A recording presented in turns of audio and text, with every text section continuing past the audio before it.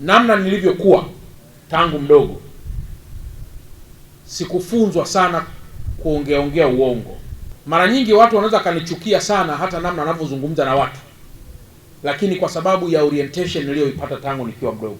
Kwa hiyo Mufti, tunapokuwa kwa pamoja katika sadaka hizi, tunataka kina mama hawa washiriki katika kuomba, washiriki katika dua, lakini washiriki katika kuhakikisha taifa letu linaendelea kuwa na amani, na hasa nyakati hizi za kuelekea katika chaguzi.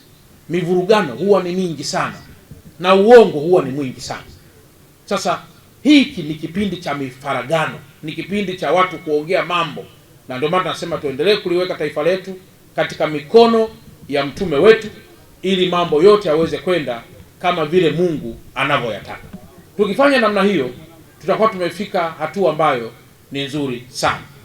Kwa hiyo Mufti na Sheikh Mkuu wa Tanzania, sisi hatuna jingine, lakini zaidi ni kwamba hiki ni chakula ambacho tuliona mama mmoja akishiriki katika sadaka hii, nyuma yake ana watoto, nyuma yake ana ndugu, na nyuma yake ana familia.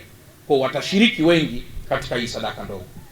Na baada ya hapo, baada ya kumaliza hili, kama nilivyosema, tutakuomba tena wiki hili tushiriki tena katika sadaka hii kwa watu wengine wa kawaida sana ambao wanaweza kuona na kumshukuru Mungu kwa kile ambacho watapata. Tumepokea sadaka ambayo umeileta ya kuwalisha watu ambao wana haja ya kupata futari, na kwa sisi kama baraza tunakushukuru, tunakupongeza, lakini tunaona kwamba umetunyanyua katika kiwango cha juu sana kwa kutupa sisi nafasi hii, kwa sababu ungeweza kama mkuu wa mkoa kuwapa watu wa aina nyingine. Ninakumbuka kwenye futari uliniambia, ndio Sheikh nakuletea futari, kaambia walete, na mimi nitamwambia mwanangu atakusanya watu Salma Mtambo, na kweli tukafanya hivyo, na alhamdulillah leo kina mama wote hawa wanakuombea dua na wanamwombea Mheshimiwa Rais wa Jamhuri ya Muungano wa Tanzania dua kubwa sana.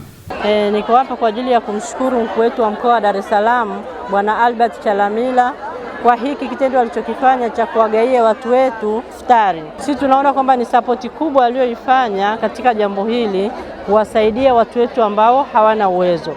Lakini pia napenda kumpongeza mufti wetu wa Tanzania kwa kuliunga mkono jambo hili na kuliwezesha kufanyika hasa kwa mkoa wa Dar es Salaam.